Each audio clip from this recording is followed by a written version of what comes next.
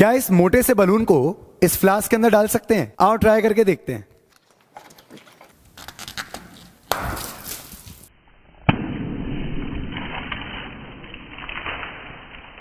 लो, फैल गया रायता। पर अगर हम थोड़ी सी फिजिक्स समझ लें और उसको दोबारा ट्राई करें तो अगर मैं आपसे कहूं कि इस वीडियो को देखते समय आप एक समुंदर में डूबे हुए हैं, और बल्कि डूबे हुए नहीं, समुंदर की तली में टाइटैनिक की तरह बैठे हुए हैं, तो क्या आप मेरी बात पे विश्वास करेंगे? अब आप भी सोचेंगे, सर ये कैसी बहकी बहकी बातें कर रहे हो, मैं यहाँ मस्त आपका वीडियो देख रहा हूँ और आप मुझे डुबाने की बात कर रहे हो। तो बात असल में ये है कि आप डूबे तो हुए हैं, लेकिन पानी के समुद्र में नहीं, हवा के समुद्र में। और आप इस बात को इसीलिए नहीं मानते क्योंकि आप पानी को तो देख सकते हैं पर हवा को नहीं समझे? आइए समझते हैं। जब हवा बहती है तो हम उसको महसूस कर पाते हैं, पर इसका मतलब ये नहीं कि अगर हवा बह नहीं रही तो वो है नहीं। हमारी धरती के ऊपर हवा की कई सारी लेयर्स हैं जिसको हम एटमॉस्फेयर कहते हैं। अगर ये आप हैं और ये धरती का सरफेस है तो हवा की लेयर्स कुछ इस तरीके की दिखती होंगी।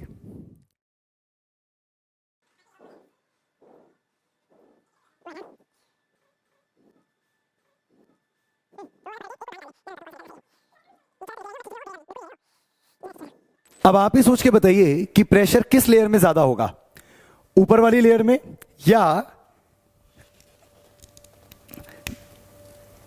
नीचे वाली लेयर?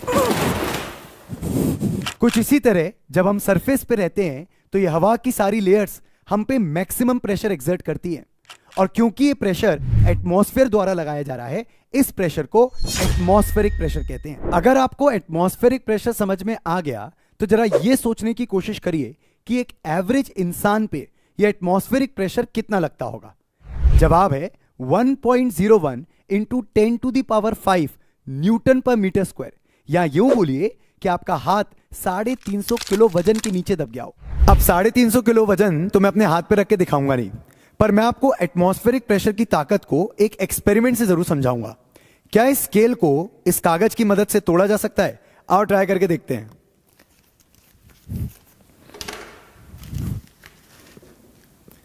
रेडी? ये तो उड़ गई।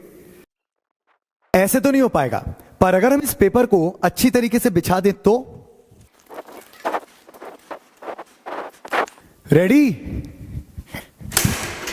तो आखिरकार हुआ क्या? पेपर को अच्छे से बिछा के मैंने अंदर की ट्रैप्ड एयर को मिनिमाइज किया और एटमॉस्फेरिक प्रेशर को ताकत लगाने के लिए ज्यादा एरिया प्रोवाइड किया। जब हमने स्केल को तोड़ने की कोशिश करी तो काउंटर वेट लगभग 2500 किलोग्राम का मिला, और नतीजा आप लोग ने देख ही लिया।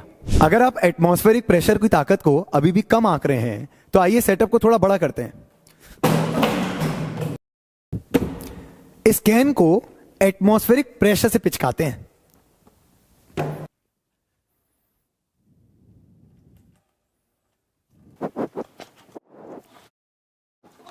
माचिस रेडी?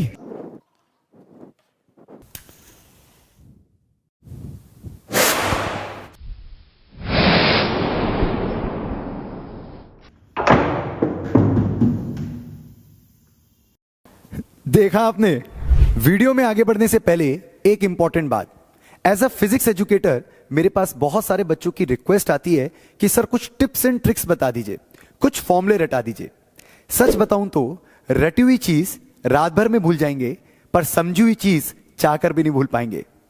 ऐसी फिजिक्स को समझने के लिए और अपने स्कोर को इंप्रूव करने के लिए जुड़ जाइए मेरे टेलीग्राम चैनल से, लिंक मैंने डिस्क्रिप्शन में डाल दिए। चलिए वीडियो में आगे बढ़ते हैं। अब आप लोग भी सोच रहे होंगे, जब ये एटमॉस्फेरिक प्रेशर इतना ताकतवर है तो ये हमको पिचका क्यों नहीं देता?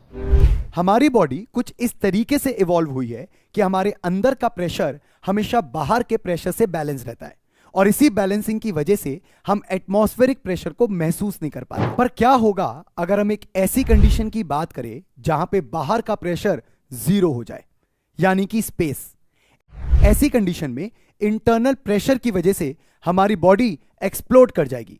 वहीं दूसरी तरफ अगर हम एक ऐसे प्रेशर रीजन की बात करें जहां का प्रेशर हमारे बॉडी के इंटरनल प्रेशर से ज्यादा हुआ, जैसे कि ओशियन गेट की सबमरीन के साथ हुआ था, तो ऐसे केस में हमारा पूरा बॉडी इम्प्लोड कर जाएगा। तो अब तक तो आप एटमॉस्फेरिक प्रेशर की ताकत को समझ गए होंगे और अपने आप को कितना ताकतवर समझ रहे होंगे कि आप इस एटमॉस्फेरिक प्रेशर को झेल पा रहे हैं। तो चलिए चलते हैं अब वीडियो की शुरुआत में, जहां हम एक गुब्बारे को एक फनल में डालने की कोशिश कर रहे थे। तो जोर जबरदस्ती का नतीजा तो आप लोग ने देख ही लिया, पर अगर इस बार हम एटमॉस्फेरिक प्रेशर की मदद से इसको ढकेलें तो आओ ट्राई करके देखते हैं।